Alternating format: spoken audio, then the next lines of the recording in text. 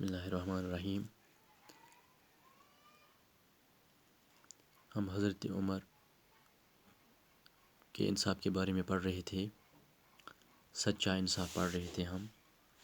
تو آج ہم یہاں سے پڑھیں گے، آپ انہیں کھانا کیوں نہیں دیتی؟ حضرت عمر نے پوچھا، میں اتنی دیر سے کھڑا دیکھ رہا ہوں، چولہے پر ہانڈی چڑھی ہے، آخر یہ کب تیار ہوگی؟ ہانڈی میں کچھ نہیں ہے۔ عورت نے جواب دیا، بچوں کو بہلانے کے لیے صرف پانی چڑھا دیا ہے، چاہتی ہوں کہ کسی طرح انہیں نیند آ جائے اور یہ سو جائے۔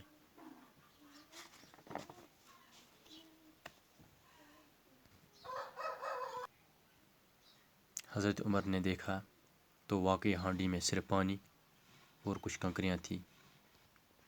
جس عورت کے پاس کھانے کو کچھ نہیں تھا، بچے بھوک سے بے حال ہو رہے تھے، ان کی تسلی کے لیے عورت نے چولہا جلا کر ہانڈی میں پانی اور کنکریاں ڈال دی تھی تاکہ بچے یہ سمجھیں کہ کھانا پک رہا ہے۔ عورت بیوہ تھی، بچے یتیم تھے، گھر میں کمانے والا کوئی نہ تھا، بیت المال سے بھی کوئی وظیفہ مقرر نہیں ہوا تھا۔ آپ نے درد بھرے لہجے میں کہا، مائی خلیفہ کو تم نے اطلاع کیوں نہیں دی؟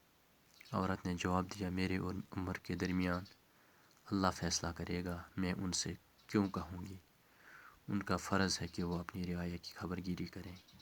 اگر وہ اپنا فرض پورا نہیں کر سکتے تو ان کے خلیفہ بننے کا کیا حق ہے؟ حضرت عمر پریشان ہو گئے۔ یہ سن کر وہ فوراً بیت المال پہنچے، آٹا گھی اور کھجوریں لیں، پیٹ پر لاد کر چلنے لگے۔ تو آپ کے غلام نے کہا،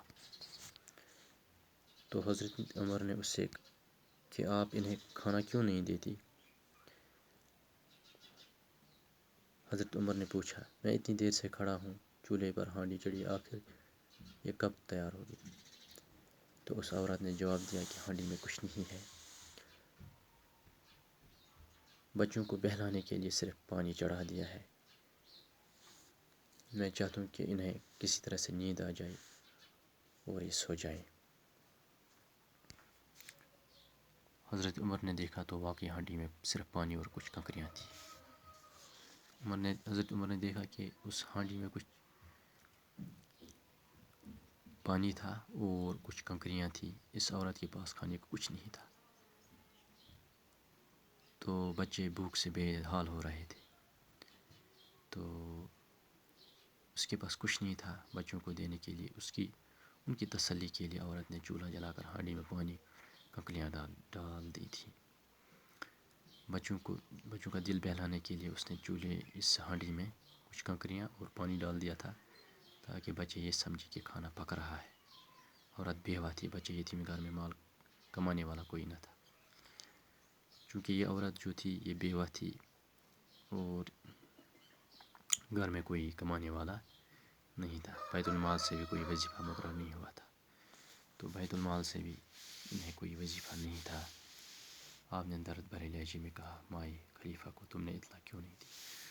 حضرت عمر نے کہا کہ آپ نے خلیفہ کو کیوں نہیں بتایا؟ وہ آپ کو وظیفہ مقرر کرتا، بیت المال سے کچھ آپ کو کھانے کے لیے لاتا۔ عورت نے جواب دیا، میرے اور عمر کے درمیان اللہ فیصلہ کرے گا۔ اس نے اس سے کہا کہ میرے اور حضرت عمر کے درمیان کون فیصلہ کرے گا؟ اللہ۔ میں ان سے کیوں کہوں گی؟ ان کا فرض ہے کہ وہ اپنی رعایا کی خبر گیری کریں۔ ان کا یہ فرض بنتا ہے کہ وہ اپنی رعایا کی خبر گیری کریں۔ اگر وہ اپنا فرض پورا نہیں کر سکتے تو ان کو خلیفہ بننے کا کیا حق ہے؟